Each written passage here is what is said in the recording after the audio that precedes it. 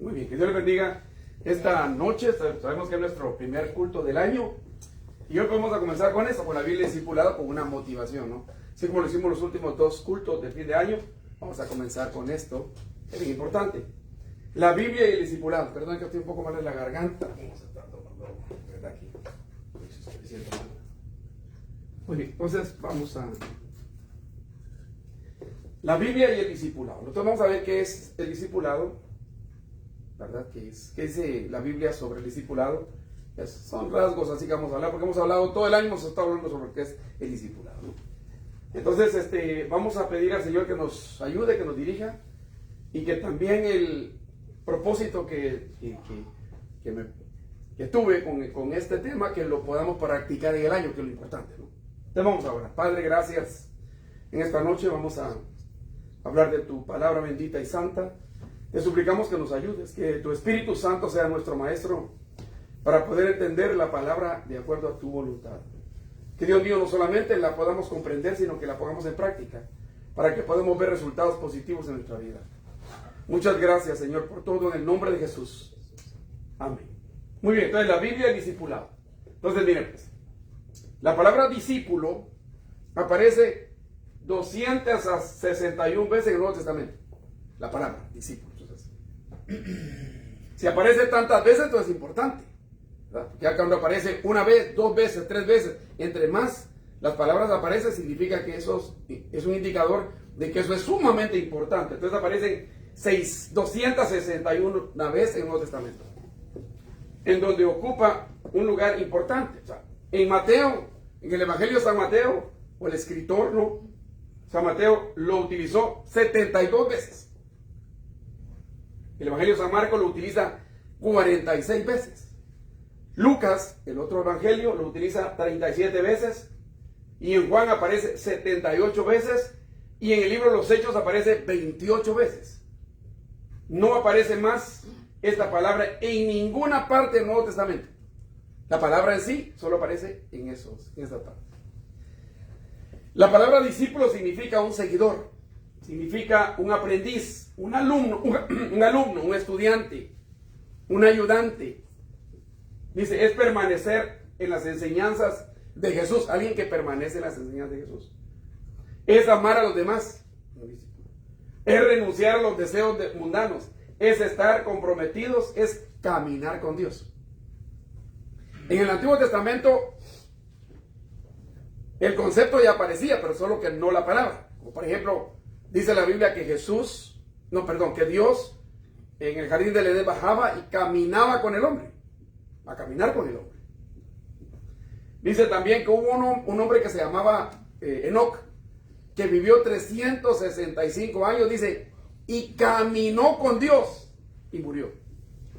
No murió. ¿Qué pasó? Se lo llevó Dios. Se lo llevó Dios, correcto. A ver, entonces, ¿qué pasó? Dios se lo llevó, desapareció. Él caminaba con Dios. Eso es discipulado también. Discipular, miren lo que significa discipular, es reproducir el carácter de Cristo en los nuevos creyentes. Cuando alguien dice, vamos a discipular, es porque vamos a reproducir el carácter de Cristo en cada uno. Esa es la idea. Esa es la idea de Dios. Dice, equipar, es otra cosa, es también equipar a las personas con las herramientas necesarias para que puedan convertirse en verdaderos discípulos. También es para qué, para que ganen almas y para que formen a otros discípulos. O sea, esto es algo que nunca se termina. Yo voy a discipularme, yo me voy a formar como discípulo. No tenés un dulce. Yo me voy a formar como discípulo y después que ya esté formado, yo voy a formar a otros. Así es. O mejor dicho, cuando ya esté ya maduro, porque se supone que siempre vamos a seguir siendo discípulos hasta el fin.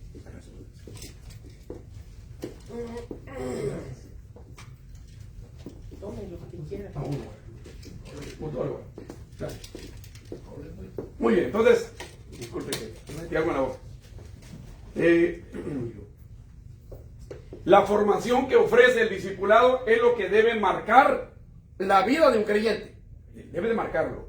No importa, es verdad, cuántos años tengamos de ser cristianos, no importa. No importa cuánta experiencia ministerial tengamos o cuánto conocimiento bíblico tengamos. Siempre vamos o siempre debemos estar en formación. O sea que no es bueno estar diciendo, no, yo recibí un discipulado, ya soy discípulo, no. Ya fui discípulo, ahora ya soy maestro. No, siempre vamos a ser discípulos.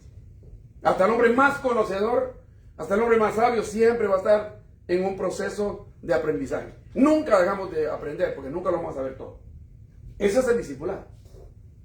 Formar el carácter de Cristo. El fundador de la iglesia, o asamblea, o congregación, es Jesucristo. Él es el fundador. Vamos a ver cómo fue eso. Esta iglesia, o asamblea, o congregación, nació de manera oficial en el día del Pentecostés, según Hechos capítulo 2, con el derramamiento del Espíritu Santo. Pero el fundador fue Cristo. Pero oficialmente, ¿verdad? Dice, ahora es oficial en la fiesta que hubo en el capítulo 2 del libro de los Hechos, cuando el Espíritu Santo fue derramado y hablaron en diversas lenguas. ¿Qué dice Mateo capítulo 16, versículo 13 al 15? Dice, viniendo Jesús a la región de Cesarea de Filipo, preguntó a sus discípulos. Esto es bien importante, ¿se dan cuenta? Aparece la palabra discípulo. Y dijo, pues diciendo, ¿quién dicen los hombres que es el Hijo del Hombre? Unos dijeron Juan el Bautista, otros dijeron Elías y otros dijeron Jeremías. ¿Por qué? Porque Jeremías tenía un carácter tremendo, ¿no? Y Juan el Bautista porque hablaba del arrepentimiento. Y Elías porque habían dicho que Elías tenía que volver. Entonces todos creían que era el espíritu de ellos que estaba en él. O alguno de los profetas. Pero él les dijo, ¿y vosotros quién decís que soy yo? Hermano, esto es bien importante, ¿saben? Porque él no solo dijo, ¿quién cree la gente que soy yo? No, ahora la pregunta la hizo más personal. ¿Y usted, para ustedes, quién soy yo? Y hoy día él, si desea que seamos parte de su iglesia, de su congregación, él nos pregunta, ¿y para ustedes quién soy yo? Porque es importante saber quién es Jesús. Porque créanme lo que el apóstol Pablo le dijo a los Gálatas, estoy maravillado, estoy sorprendido de que ustedes se alejaron del camino correcto para seguir un evangelio diferente. Y digo, no es que haya otro evangelio, pero hay algunos que perturban ese evangelio.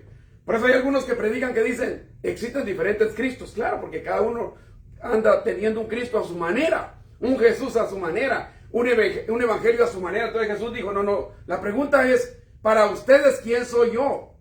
Para el hombre allá puedo ser un personaje histórico que existió, para otros es el Mesías, lo que sea, pero para ustedes, ¿quién soy yo? Y eso es lo que nos pregunta él. ¿Yo quién soy para ustedes? ¿Por qué es importante poder respondernos a esta pregunta o tener conocimiento sobre esta respuesta que debiéramos de tener?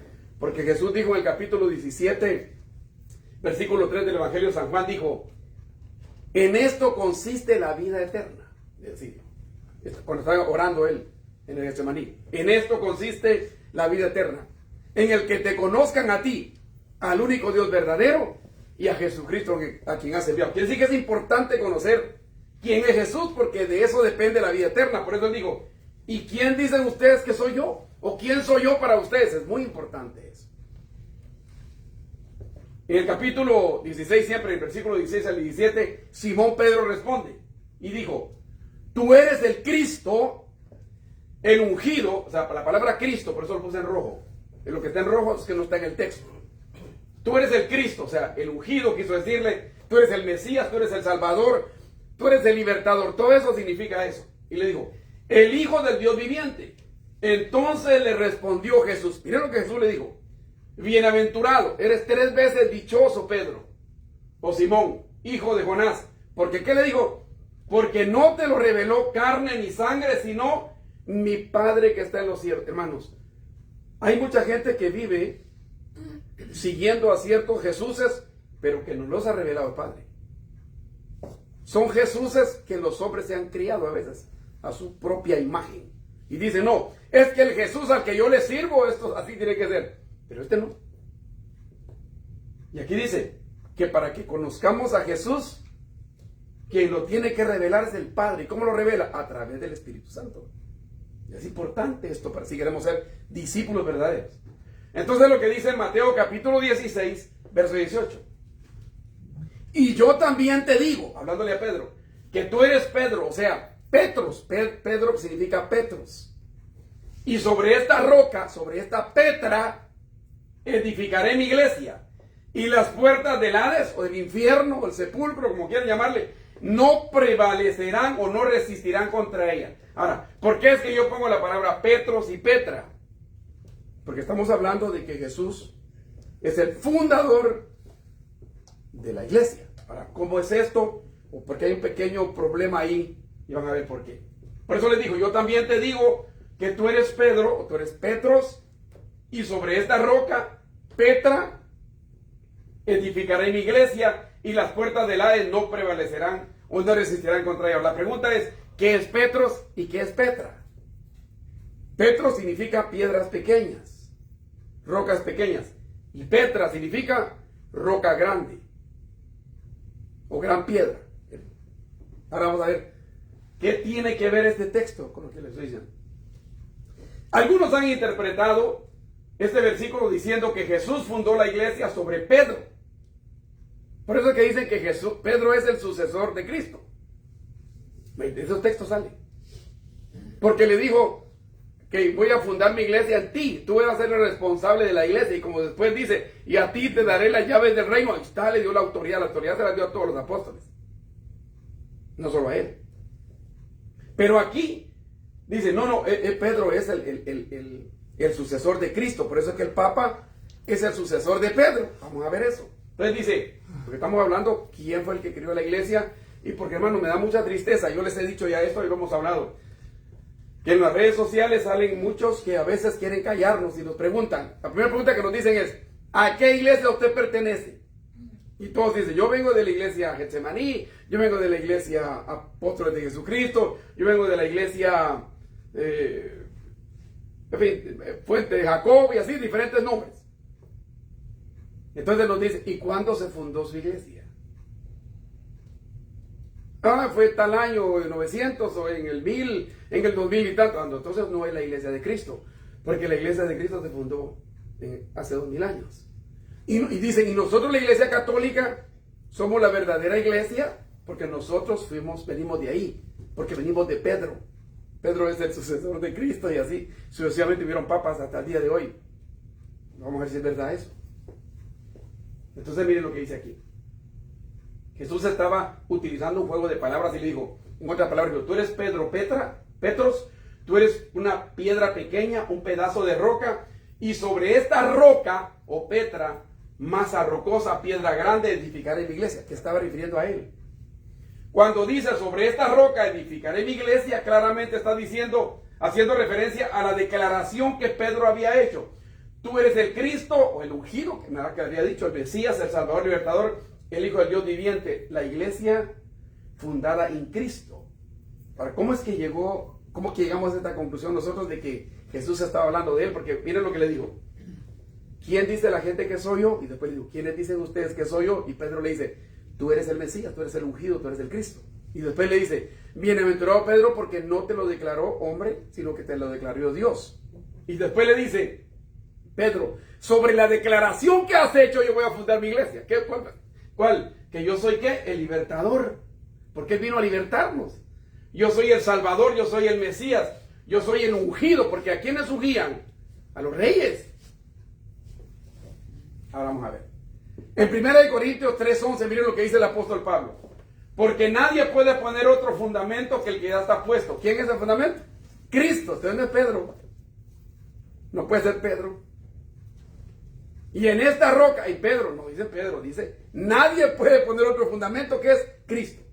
1 Corintios capítulo 10, versículos 3 y 4 dice, y todos comieron del mismo alimento espiritual. Está haciendo referencia al pueblo de Israel cuando salieron de Egipto. Y todos bebieron la misma bebida espiritual, porque bebían de la roca espiritual que los seguía. ¿Y la roca quién era? Cristo. ¿De quién está hablando? Cristo. ¿Quién es la roca? Cristo. No puede ser Pedro. Efesios capítulo 2, verso 20-21 dice, edificados sobre el fundamento de los apóstoles y profetas. Fundamento, la base, la piedra. Siendo la principal piedra del ángulo Jesucristo mismo. ¿Dan cuenta? En quien todo el edificio bien coordinado va creciendo para hacer un templo santo del Señor. O sea, nosotros somos piedras, pero Él es la roca. Cuando se construye una casa, hoy ya no usan bloc, adobe y todo, pero antes era pura piedra, ¿no? Y cuando construían, ¿qué es lo que hacían?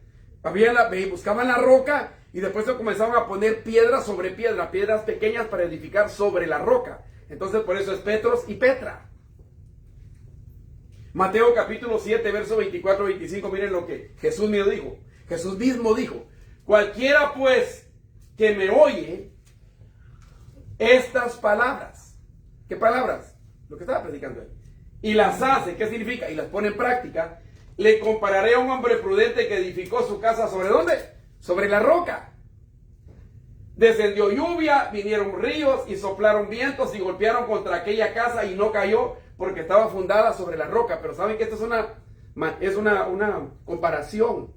Pero que él estaba hablando de quién, de él. Todo aquel que está en mí va a permanecer firme. Nadie lo va a mover. No se va a alejar de mí, no se va a perder porque yo me voy a encargar de protegerlo. El que me obedece va a ser bendecido. Es lo que está tratando de decir. El apóstol Pablo afirma que Dios capacitó a Pedro para el apostolado de los judíos. ¿Saben qué lo dijo eso? Pablo declara que Pedro fue capacitado para ser apóstol de los judíos. O sea, la circuncisión. Mientras que él, Pablo, lo capacitó para ser apóstol de ¿quiénes? De los no gentiles. O sea, de los gentiles, de los no judíos. ¿Saben qué significa gentil? Los que están fuera del pacto. Eso significa los que están fuera del pacto. Los que estaban fuera, porque ya al aceptar a Cristo automáticamente entramos al pacto. Miren lo que está diciendo. Vamos a leer el texto. Gálatas capítulo 2, versos 7 a 9. Pero es 7 y 8 aquí, miren.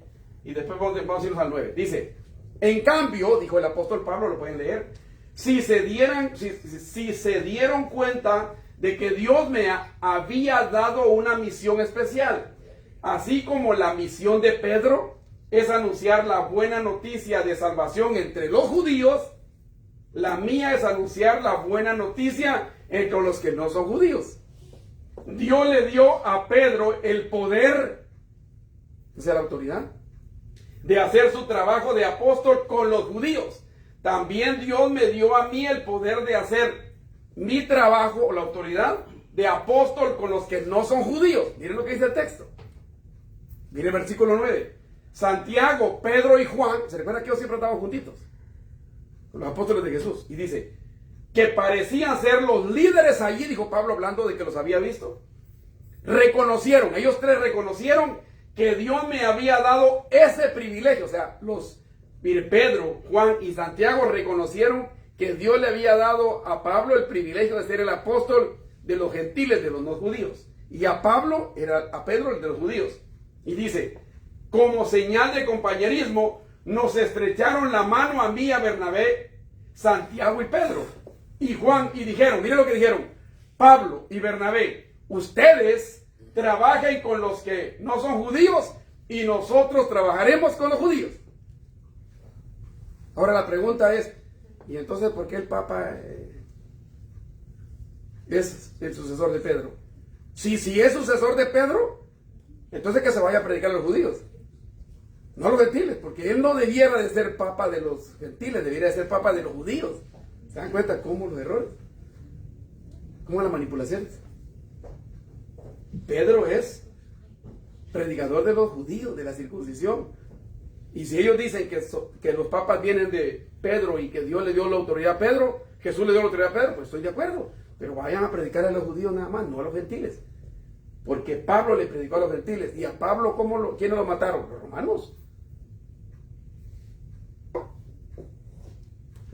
Muchos historiadores y muchos cristianos como yo también creo esto, sugieren que la intención de Jesús fue crear una comunidad de fe más que una institución burocrática, sinceramente. Jesús criticó fuertemente las jerarquías de su época, tanto religiosas, fariseas, como romanas. Ustedes saben que hoy en todas las iglesias católicas y a veces evangélicas hay una jerarquía, una pirámide. Ahí arriba está el mero jefe, el mandamás. Y de ahí vienen otros. Y entonces la plata que da el pueblo abajo va para arriba, para arriba, para arriba, y son poquitos los que son los ricos, los poderosos. Así funcionan las religiones. La Iglesia Católica y hasta la Iglesia Evangélica, porque no solo la Iglesia Católica, ahí van todas las religiones, que todos son unos sinvergüenzas. Pero eso no fue lo que Jesús quería. Jesús no quiere. ¿Saben que si Jesús lo hubiera querido, por qué no se involucró con los fariseos y con los saduceos y con los escribas de la época? No. Se alejó de ellos y les dijo, ustedes son unos hipócritas, ustedes son panteones blanqueados, ustedes saquean las casas de las viudas, ustedes aparentan piedad pero no la tienen. Miren todo lo que les digo. Condenó a la religión del entonces. Pero la idea de él no era esa. Ese es el verdadero discipulado, hermano. Porque todo el mundo dice, ay, cállese porque ahí está el pastor. Ay, no, el pastor ya va a predicar, por favor no se muevan. Y cuando el pastor va a hablar, todo el mundo le empieza a temblar. ¿Y por qué? Esas son las jerarquías. Y ustedes y yo sabemos todos los estragos que la Iglesia Católica y la Iglesia Evangélica ha hecho. Por miles de años. Cosas que hace poco empezaron a salir. Cosas que las han tenido escondidas. Eso no tienen a Dios. Miren lo que Jesús dijo. En el capítulo 20, versículo 25 al 28, Jesús lo explica así, miren, dijo. Entonces Jesús llamó a todos y les dijo, ¿por qué pasó esto? Vamos a poner el contexto. Jesús dijo, quiero contarles que a mí me van a entregar ante los romanos, me van a golpear, me van a matar. Entonces cuando Jesús dijo eso, empezaron a pelear entre ellos y dijeron, ¿y quién se va a quedar con el hueso? O sea, ¿quién va a ser el jefe ahora que Jesús no está? Mire, Jesús hubiera sido otro, hubiera dicho, espérese, porque se recuerda que dije que Pedro era la roca y que ahí iba a edificar mi iglesia, así es de que se callan todos porque Pedro va a ser el jefe de ustedes. ¿No dice eso el texto? Y está en el capítulo 20, y lo que les acabo de leer de que Jesús le dijo, tú eres Pedro y sobre esta roca edificaré mi iglesia, les actualicé en el capítulo 16, fue antes que esto. Esto lo dijo Jesús cuando ya iba a ser entregado. Y miren lo que le dijo. Espérenme, ¿qué es lo que están diciendo ustedes? ¿Que quién va a mandar? Aquí no va a mandar nadie, aquí no es jefe nadie, dijo Jesús. Nadie va a ser jefe. Entonces miren lo que dijo. Ustedes saben que los que gobiernan a los pueblos se portan como sus amos. Y que los grandes señores imponen su autoridad sobre la gente. ¿Sí? Pero entre ustedes, entre mi iglesia, entre mi congregación, digo, no debe ser así. No va a ser así. Al contrario, si alguno de ustedes quiere ser importante, tendrá que servir a los demás. En otra palabra digo, si ustedes son ricos, agarren sus riquezas y se las regalan a los pobres. El que tenga casa, venda su casa y entréguela. El que tenga varias ropas, comparta su ropa con el pobre. Eso es lo que Jesús dijo. No me vengan con que ustedes van a tener casas, carro del año y todo. No. Por eso yo se lo dije. Y no se lo digo porque sea pobre. En el sentido literal, ¿no? Porque no tengo dinero. El pobre no me siento porque tengo a Cristo. Sino porque hay gente que dice como él no tiene. No.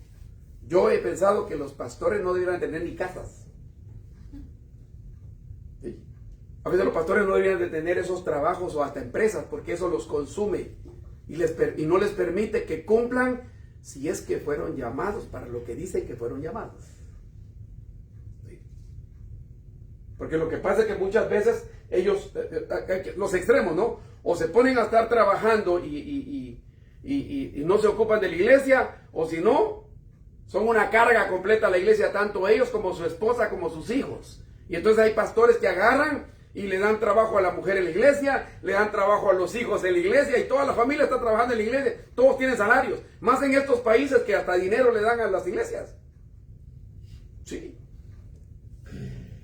Y todo el mundo calladito, porque todo el mundo está metiéndose su partecita a la bolsa. Pero eso no es lo que Jesús esperaba. Y por eso es que cuando estemos delante de la presencia de Dios, hermano, nos vamos a llevar unas grandes sorpresas. Porque Dios no puede ser burlado. Y todo lo que el hombre siembra, va a cosechar. ¿Sí? Entonces miren lo que les digo, si ustedes no van a ser así, no. Si alguno quiere ser el primero, si alguno quiere ser más importante y quiere sobresalir de ustedes, ¿qué digo? Sea el esclavo. ¿Y el esclavo qué hacía? Calladito. El que estaba siempre haciendo y haciendo y haciendo y calladito. Ese nunca decía nada. El esclavo es el que al final del día termina diciendo, miserable de mí, lo que yo tenía que hacer, eso hice. No tengo nada por qué sentirme orgulloso. Ese es un verdadero discípulo, un verdadero servidor de Dios, un verdadero líder. Ahora miren lo que dice aquí. Yo, hablando Jesús, dijo, yo, el Hijo del Hombre, lo hago así. En otra palabra dice, yo le estoy dando ejemplo. No vine a este mundo para que me sirvan, sino ¿para qué? Para servir a los demás. ¿Es verdad o no? Jesús vino para servir, hermanos. Para comenzar, miren dónde nació. Miren la vida que llevó él, siendo el dueño de los cielos y de la tierra. Entonces él dijo, yo les vine a dar ejemplo, entonces ¿por qué andar con cosas nosotros? Y vine, dijo, a dar mi vida por la salvación de muchos. O sea que nosotros, si queremos ser líderes religiosos, debiéramos de estar dispuestos hasta dar la vida por los feligreses. Es lo que enseña el texto. Ese es el verdadero líder, si es que queremos un discipulado correcto. Pero hermanos, esto no se da. Porque yo a veces cuando he platicado sobre el diezmo, sobre las ofrendas, me he recibido llamadas donde me dicen, deje de hablar así. Me dice, si usted no quiere recibir plata, pues no la reciba, pero ya cállese, porque por culpa suya hay gente que después decide no dar ni un centavo en la iglesia. Y yo les digo que no den. Yo estaba viendo personas que dicen, conocí el caso de una señora que, de un señor, ¿no? Que trabajaba, yo le hacía unos trabajos y me dijo, no, yo creo que les comenté, nosotros le damos $5,000 al pastor. Y le dije, pero ¿por qué tanto? Para que no roben. Para que no roben. Sí. Entonces, yo digo, pero entonces, no. Entonces nosotros tenemos que tratar la manera de hacer las cosas bien, hermanos. Bien. Ahora, que no vamos a ser ricos económicamente, posiblemente no, pero tenemos a Dios con nosotros, creo que es lo más importante. Entonces, aprendamos esto. Y que cuando alguien dé algo, que sea para el servicio de los demás. Que todo el mundo sea bendecido, eso es lo que Dios espera. Ahora miren, dice aquí. Desde el año 64 hasta el año 312 pasaron 10 emperadores. Eso lo pueden buscar en el internet. Esta es la información que está en internet. Y persiguieron a la iglesia cristiana, a los discípulos. Ellos, esos emperadores romanos de Roma. Según historiadores, la iglesia católica significa universal. Puede ser iglesia evangélica católica. O sea, iglesia evangélica universal. Católico es la palabra que significa universal. Apostólica romana, nació en el año 312. ¿Cómo fue que nació en 312? Y no que venía de Pedro, no, eso está descartado, no viene de Pedro. Nació aquí. ¿Cómo fue que nació? Cuando el emperador Constantino, que era un político, era un emperador de Roma, adoptó el cristianismo, lo adoptó entre comillas. ¿Por qué? Como su religión. En febrero del año 313, él creó, quien Constantino, el edicto de Milán, conocido también como la tolerancia del cristianismo, que establecía la libertad de la religión en el Imperio Romano, dando fin a las persecuciones contra ciertos grupos religiosos, particularmente los cristianos. Se dice que Constantino se abrazó a la religión por conveniencia o con propósitos políticos. Se dice. Ahora la pregunta es, ¿será que fue así o no? Entonces yo les preguntaría, ¿es que el grupo que está ahí en Roma, en el Vaticano, es político o religioso? Político. Esos tienen un poder terrible, esos quitan y ponen presidentes. A esos han estado detrás de todos los grandes problemas a nivel mundial. Ellos están detrás de todo. Ellos dominan todo. Son el mal engendrado. Es verdad. Y la historia lo dice, hermano. Pero él nunca dejó la política. Pero hubo un problema para los cristianos verdaderos ahí. Aquí hubo un problema. Miren el problema que hubo. El 27 de febrero del 380, les digo que esta información la pueden buscar en el internet. Ahí está. El emperador romano Teodosio I, el Grande, promulgó el edicto de Tesalónica, mediante el cual impulsó el cristianismo como religión oficial, o sea, la religión romana, católica, ¿se le conoce? Oficialmente llegó a ser una religión en el 380, no antes que eso, el cual impulsó el cristianismo como religión oficial del imperio. Dicho cristianismo, otra vez entre comillas, católico romano, es una mezcla de cristianismo verdadero y paganismo, ¿sí? Por tal razón, aunque iglesia romana y cristianismo se utilizan como sinónimos, no lo son. La iglesia católica no es cristiana, es iglesia romana, pero no cristiana, porque de cristianismo no tienen nada, ni el nombre, por todo lo que han hecho. Miren, eso está, busquen toda esa información. Ahora miren el problema que pasó. Los discípulos de Jesús, o llamados también cristianos, creyeron que Dios estaba interviniendo a favor de ellos. Cuando Constantino dijo, me convierto al cristianismo, dijeron, ay, gracias a Dios la persecución terminó, nos va a ir bien a todos. Pero se equivocaron. Dice, y ya que ya no serían más perseguidos por sus creencias. Les dieron cargos en el gobierno. Eso hizo este señor. Empezaron a darle a los cristianos cargos en el gobierno. Les regalaron templos. Los templos paganos que utilizaban, porque era mucho paganismo que había en Roma. Entonces, ¿qué hicieron? Se los quitaron a los paganos y dijeron, no, esos templos van a ser para los cristianos. Ustedes miran cuánto templo hay aquí hecho. Ustedes no saben cuánta sangre hay en esos templos, de los indígenas. Esos grandes templos que están ahí, católicos, y empezaron a entregarles a todos. Y decir, no se preocupe, les vamos a hacer una iglesia. De verdad, qué bonito. Como que venga ahorita el gobierno y me diga, mire señor, usted quiere, le vamos a dar un local, se lo vamos a preparar bien. Y, cuidado, porque eso a veces viene, es una manzana envenenada. Y miren lo que pasó aquí. Les regalaron templos, los financiaron y más. Y ellos estaban bien relajados, pero se equivocaron. Cuando la religión romana se oficializó, comenzó una persecución feroz contra quienes no aceptaran sus enseñanzas. Y fueron millones que murieron por negarse a obedecer las nuevas reglas del falso cristianismo. Una persecución que duró más de 1000 años. Cuando comenzó la imprenta y muchos comenzaron a rebelarse contra la religión romana, antes de eso, tener y leer una Biblia era pena de muerte. En el año 1400, 1500 comenzaron, ¿quiénes? Los reformadores. ¿Y quiénes eran? ¿De dónde eran los reformadores? Católicos. Todos los que se rebelaron no eran evangélicos, eran católicos que dijeron, ¿qué pasó aquí? Estamos siendo engañados, y comenzaron a rebelarse contra la misma religión de ellos, que los había tenido engañados por tanto tiempo. Ustedes saben esas famosas cruzadas. Hermanos, eran pueblos enteros que mataban. Ustedes saben que cuando los trajeron a los negros como esclavos, ¿quiénes estaban detrás de eso? La Iglesia Católica. Ellos fue el que dio la orden para que todo eso fuera permitido. Todas las invasiones, todas las destrucciones, son ellos los que están detrás de todo. Busque, está en el internet lo que estoy diciendo, no estoy inventando. ¿De dónde viene la palabra cristiano? Porque como tenemos que tener cuidado no mezclarlos. Antes de esto, los seguidores de Jesús se les llamaba así mismo. ¿Sabe cómo se les llamaba? Los del camino. Se les llamaba discípulos y se les llamaba los santos. El cambio ocurrió en el libro de los Hechos, está registrado eso, cuando los seguidores de Jesús en Antioquía comenzaron a ser llamados cristianos. ¿Qué significa cristianos? Seguidores de Cristo, pertenecientes a Cristo, los de Cristo. Eso es lo que significa cristianos. Cristiano era un término usado por personas externas para identificar al grupo o para burlarse de ellos, porque era una burla. Esto es una secta, porque como el judaísmo era la religión verdadera, ¿no? Entre comillas, porque nunca fue, porque nunca cumplieron.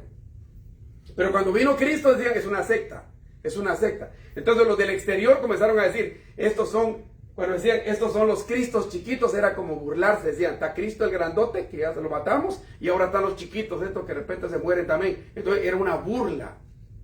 Pero mire bien, dice, mientras que discípulo era como ellos se llamaban entre sí.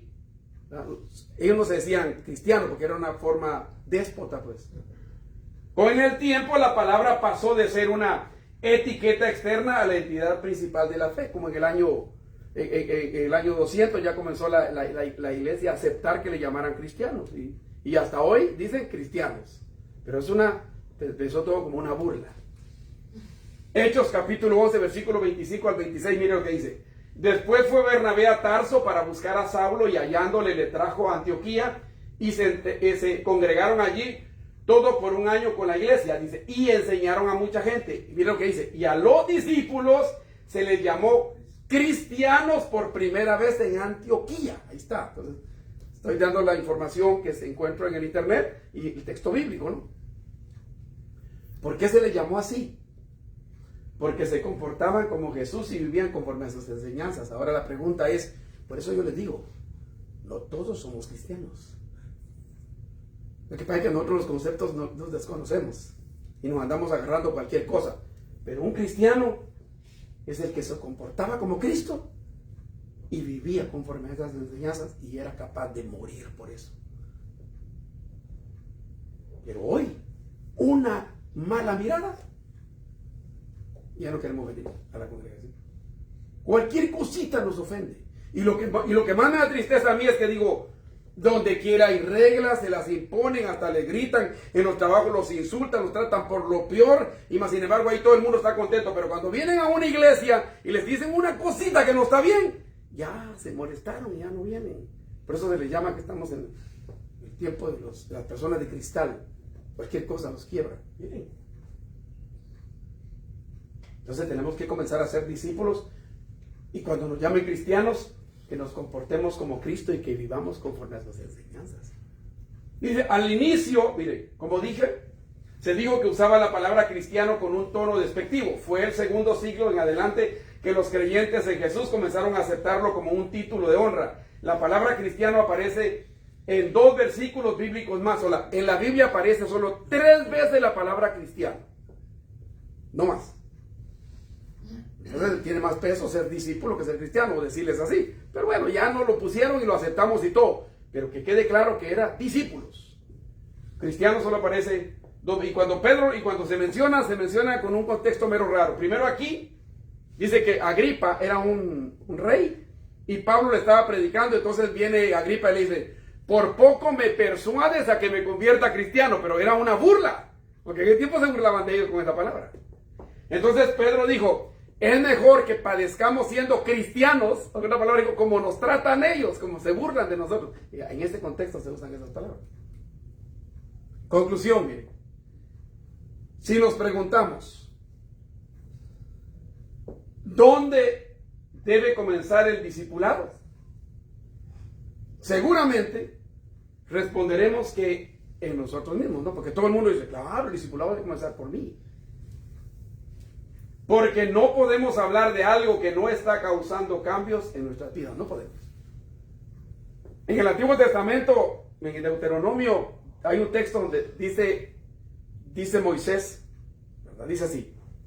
Y estas palabras, Dios hablando a través de él, y estas palabras, hablando de las Escrituras, la Torá, que yo te estoy mandando hoy, le dijo al pueblo de Israel, a los grandes, a los señores, a los que ya pensaban y sabían lo que hacían.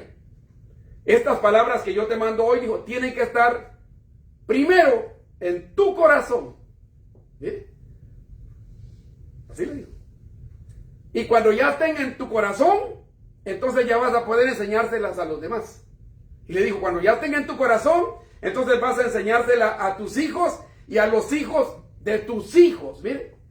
Y las vas a, ¿qué le digo? Las vas a poner en los lindeles de la puerta, en los muros, en la frente de ellos si es necesario. Les vas a hablar de mi palabra cuando levantes, cuando te acuestes, cuando camines. Ese es el discipulado. Entonces el discipulado debe comenzar en mi vida y después en mi familia. Porque si el mundo está como está hoy, hermanos, es culpa mucha de que la iglesia no está haciendo su trabajo.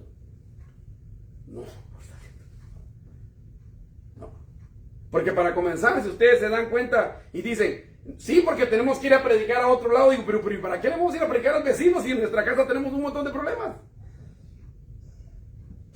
Primero solucionemos el problema de la casa. Ahora, ¿significa que todos se van a convertir? No. ¿Significa que todos van a cambiar? No. Pero comencemos ahí. Pero que cuando yo salga de mi casa para predicar a otro lado, no diga, que diga como dijo Jesús, nadie puede ser profeta en su propia tierra, pero no que vayan a decir, es que él no predica en su casa porque en su casa todos conocen lo sinvergüenza que es. Eso no, es un verdadero discípulo, una verdadera discípula. Es una mujer que ama a Dios y que le sirve a Dios y que ella practica el cristianismo, el evangelio, y ahora lo está transmitiendo a su familia, pero ellos no quieren entender. Pues déjelo, ya les habló, ahora vaya a predicar a otros. Porque dice, mire, cuando Jesús los llamó a los discípulos, les dijo, primero van a predicar ¿en dónde? En Judea, en Samaria, en Jerusalén, en Judea, en Samaria, hasta el último de la tierra. Primero hay que comenzar por la casa.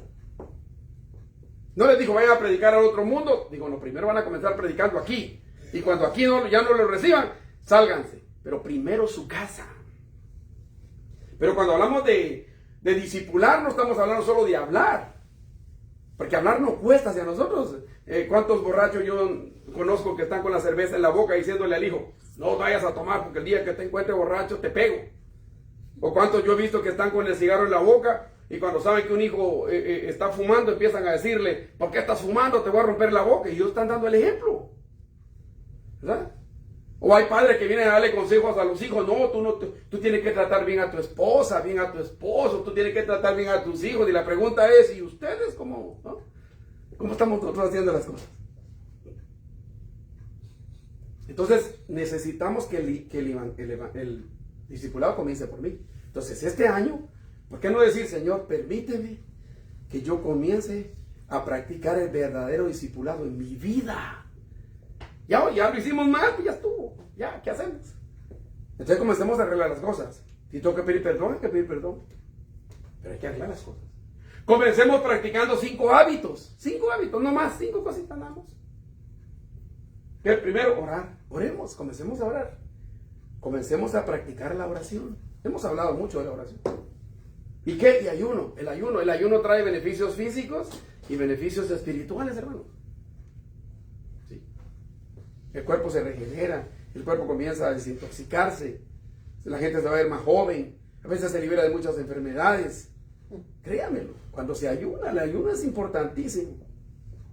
El estudio bíblico diario, vamos a comenzar, ¿no? El lunes otra vez, hay que empezar a estudiar la Biblia todos los días. Todos los días. Yo sé que a veces no queremos, no nos gusta. Yo le pregunto a ustedes, es que cuando tienen que ir a trabajar a las 4 o 5 de la mañana que se despiertan y miran esa temperatura, ese montón de nieve cayendo y dicen, ay Dios, yo no quisiera salir, pero ¿por qué salen? Por necesidad, ¿no? Y saben que si no van a trabajar, van a tener problemas, ¿no? Pero si van a trabajar van a haber beneficios. Entonces, ¿por qué no, aunque no tengamos ganas, empecemos a practicar ciertas cosas sabiendo de que aunque no me guste, aunque no quiera, pero hay beneficios? Y cuando una persona comienza a orar, comienza a ayunar y comienza a estudiar la Biblia, van a haber beneficios. Esfuércese por practicar el conocimiento bíblico. No es nada más de conocer, voy a empezar a practicar lo que voy aprendiendo. Poco a poco. Ahora le voy a decir algo. Cuidado que va a haber gente que le va a andar señalando, porque la gente cuando uno comienza a querer caminar bien, lo comienzan a señalar para desanimarlo. Es el enemigo. ¿Y qué estás haciendo metido ahí? Mira que ya comenzaste en esto, estás perdiendo tu tiempo, que no te da vergüenza. Usted no le pare bola a eso. Hágalo usted como cuando va el trapecista. ¿Han visto los trapecistas en las cosas de circos? Que ponen un cable y va el trapecista ahí con algo. Y el trapecista, miren, él no mira ni para la derecha ni para la izquierda porque sabe que se cae. Él lo está maltratando, lo están insultando, lo que sea, pero su objetivo está allá, porque él sabe que tiene que llegar al otro lado, porque si empieza a ver para los lados y a contestarle a la gente, se va a caer. Pues hagámoslo así. ¿Y qué dice el texto en Hebreos? Puesto los ojos en el autor y consumador de la fe, en nadie más. A mí qué me importa. ¿Y saben qué es lo peor? Que la gente que más habla de uno es la que está peor de uno que uno. Sí. Porque el que está bien no lo va a criticar a uno, sino va a venir y le va a decir a uno, siga adelante, hermano. Luche, hermano. Échele ganas, hermano. Usted se cayó. Levántese en el nombre de Jesús. Pero la gente que es mala, que no tiene a Dios y que está lejos de la luz, es la gente que está siempre señalándole los malos a uno. Hay que pararle con esa gente. Entonces, mire, esforcémonos por el conocimiento. Busquemos la manera, que otra cosa, de congregarnos. Hay que congregarnos. Yo sé que no es fácil. No es fácil soltar a veces cositas. Ay, creo que me invitaron a tal lado. Y mire, de verdad, cada vez que usted se va a congregar, le sale algo, le va a salir algo para hacerlo. ¿Y sabe por qué es? Porque el enemigo no quiere que vengamos, ¿para qué? Para aprender. Porque tal vez el enemigo dice, hoy el Señor, Dios le va a hablar, el Espíritu va a tratar con él y le va a hacer entender esto. No tiene que ir, y empieza a meterle cualquier cosa para no venir. Y no vienen. Para que no reciba la unción. Exacto, para que no vengan. Hay que tener mucho cuidado con eso.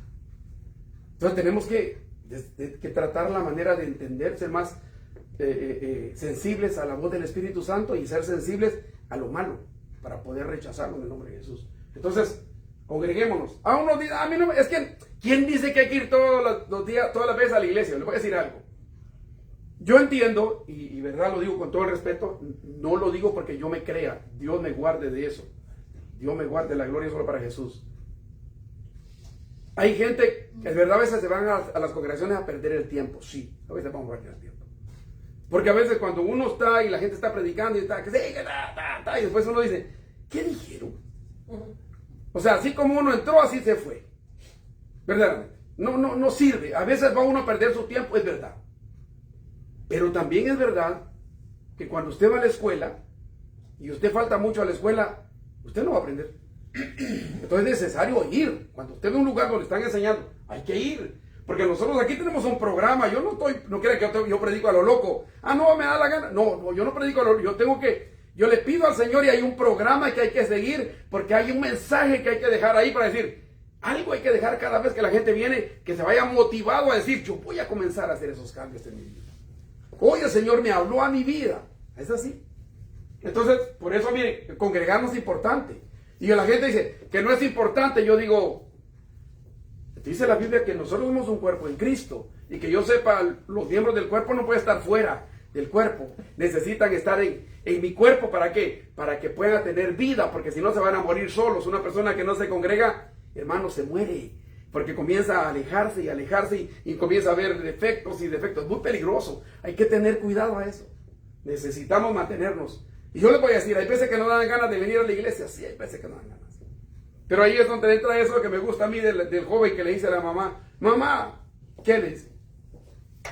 No tengo ganas de ir a la iglesia. Oh, qué bueno, hijo, no tenés ganas. Porque nosotros decimos, no tenés ganas, no vayas. No tengo ganas. Entonces no voy, mamá. No, ahora con más ganas vas, dijo. ¿Por qué? Porque como no tenés ganas, el sacrificio va a ser doble. Sí. El Señor se va a poner más contento porque dice, ay, mi hijo, aunque no tenía ganas, vino a verme. Y Él le va a ayudar. Él le va a... Exacto. Porque tal vez dice, no tengo ganas, porque tal vez también el enemigo está tratando de meterle ahí desánimo porque sabe que ahí va a aprender algo. Sí, donde hay uno, dos o tres está Dios. Exacto.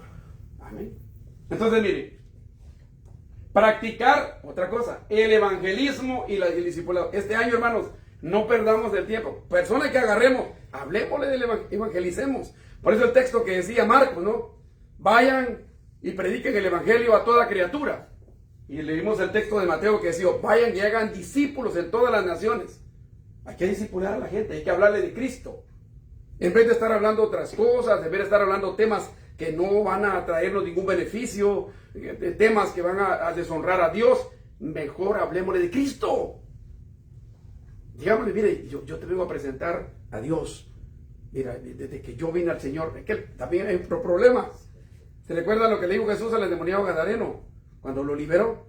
Le dijo, ve y cuéntales las maravillas que Dios ha hecho contigo. El problema es que a veces cuando estamos hablando con los demás, digo yo, bueno, ¿y qué maravillas ha hecho Dios conmigo? Ni una, ¿por qué? Pues yo no soy nada. Yo sigo igual o me comporto peor que los que están afuera del evangelio. Entonces la pregunta es que han habido experiencias bonitas de mí. De eso hay que hablar. Mira, el Señor está tratando conmigo esto. Mira, el Señor me ha bendecido en esto. Mira que he logrado esto. Mira que he logrado lo otro. No se puede. Miren lo que dice Jesús en el Juan capítulo 8, verso 31. Dijo entonces Jesús a los judíos que habían creído en Él. Los que estamos aquí creemos en Jesús. Entonces el mensaje también nos lo dice a nosotros. Entonces quitemos la palabra. Entonces dijo Jesús a... Quitemos eso y pongamos el nombre de nosotros. Cada uno. Su nombre. Entonces Jesús dijo a Leonel que había creído en él. Si tú permaneciereis en mi palabra, seréis verdaderamente mi discípulo. Y entonces conoceréis la verdad, y esa verdad te va a hacer libre. Eso es lo que nos dice el Señor esta noche. ¿Bien? Y conoceréis la verdad cuando estudiemos la Escritura, y esa verdad nos va a liberar. Nos va a liberar. Los mensajes nos los da el Señor a través de su palabra. Exacto.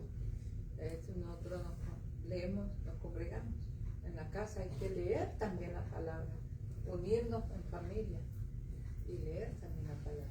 Exacto. Pero ahí es donde uno está trabajando así como nosotros. Entonces el enemigo le presenta a través de personas, de amigos, para que se distraigan. Claro. O que busque otra cosa, sí.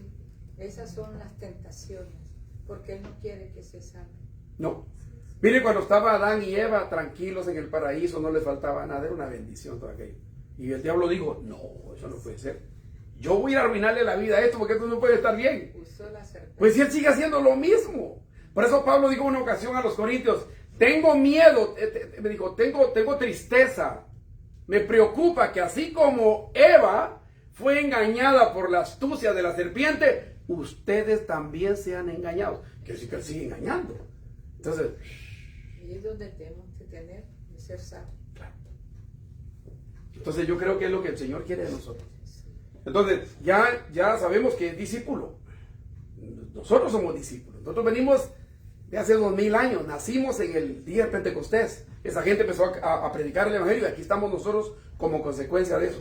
Tenemos que reconocer que las religiones no han hecho nada bueno. Y alguien dijo esto y es verdad. La religión ha hecho más daño que bien, sí. Y en nombre de la religión se han hecho muchos estragos, sí. Dígame una cosa, ¿quién mató primero?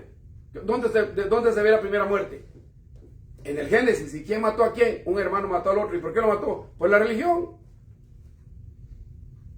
Como Dios le aceptó la ofrenda a Abel, no se le aceptó a Caín, lo mató, hermanos. Y miren, en la religión pasan esas cosas. En la religión pasan esas cosas. Miren miren con José. José, muchacho muy sano, muy correcto, de buen testimonio. ¿Y sus hermanos qué? No lo querían. La propia familia no lo quería. Hermanos de la fe. Entonces, si ustedes leen la historia desde el Génesis hasta el Apocalipsis, se van a dar cuenta que es la gente religiosa la más mala. La que hace más daño. Porque saben que es lo peor. Lo hacen sabiendo que lo que están haciendo no lo tienen que hacer. Mire, en Colombia cómo mataron a esa familia, el pastor, los hijos y la pastora. Ajá, sí. Sí.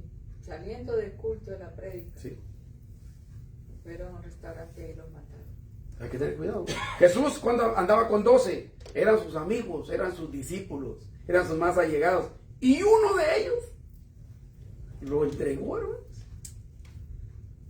A veces del mismo círculo, ¿no?, que lo traicionan a uno. Por eso necesitamos poner nuestra confianza en Dios. Necesitamos hacer las cosas bien. No esperemos recibir nada bueno de los demás. Esperemos lo peor para que nadie nos sorprenda. Porque dice, maldito el hombre que pone su confianza en el hombre. Sirvámosle a Dios con todo nuestro corazón. Y este año, digámosle, Señor, yo quiero estar tomado de tu mano. Y que me falle. Hay una canción que dice, que me falte todo. Dice, menos tu presencia. No importa quién se vaya. ¿Qué dijo el salmista David? Dijo, mismo si mi padre y mi madre me dejaren, con todo Jehová me recogerá. Hermanos, empecemos a poner las cosas en prioridad y entendamos de que necesitamos ser verdaderos discípulos, entregados. Que no nos tengan que decir que hay que ir a la iglesia, que no nos tengan que decir que tenemos que estudiar la Biblia, que no nos tengan que decir que tenemos que orar. No, hagámoslo voluntariamente cuando tengamos la oportunidad. Honremos a Dios porque Dios todo lo ve. Amén. Padre, te damos gracias en esta noche por tu amor y por tu misericordia. Sé bendito Dios que es el primer culto del año y por esa razón lo estamos haciendo de esta manera. Señor, permite que tu Espíritu Santo trate con cada uno de nuestros corazones. Señor, comienza una transformación en nuestras vidas y que comencemos, Señor, a practicar el verdadero discipulado. No religiosidad, no fanatismo, sino una relación maravillosa contigo, Señor. Permítenos que practiquemos, Señor, estos 5 principios, estos 5 hábitos que son importantes para el crecimiento, Señor, espiritual.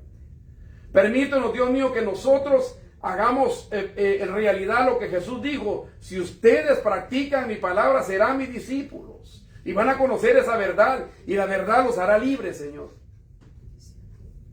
Permítanos, Dios mío, que nosotros comencemos a verte a ti, a depender de ti, a confiar en ti, Señor. Que tengamos compasión, amor y misericordia por los demás, pero que nunca esperemos nada bueno de los demás, porque posiblemente nos van a defraudar, pero tú nunca nos vas a defraudar, Señor. Gracias porque este año has estado con nosotros. Gracias por tu fidelidad este año, y esperamos que este año que viene, Señor, no sé cuántos días, no sé cuántas semanas, no sé cuántos meses de vida nos vas a dar, no sé si nos vas a permitir terminar el año, pero si tú nos lo permites, Señor, permítenos que seamos fieles discípulos tuyos. Y si no, permítenos estar preparados, Señor, para poder irnos a descansar sabiendo que terminamos bien nuestra carrera, Señor. Y estamos en tus manos, confiamos en ti, y gracias por tu amor y misericordia. En el nombre de Jesús, amén y amén. Que el Señor les bendiga, hermanos. Estamos despedidos.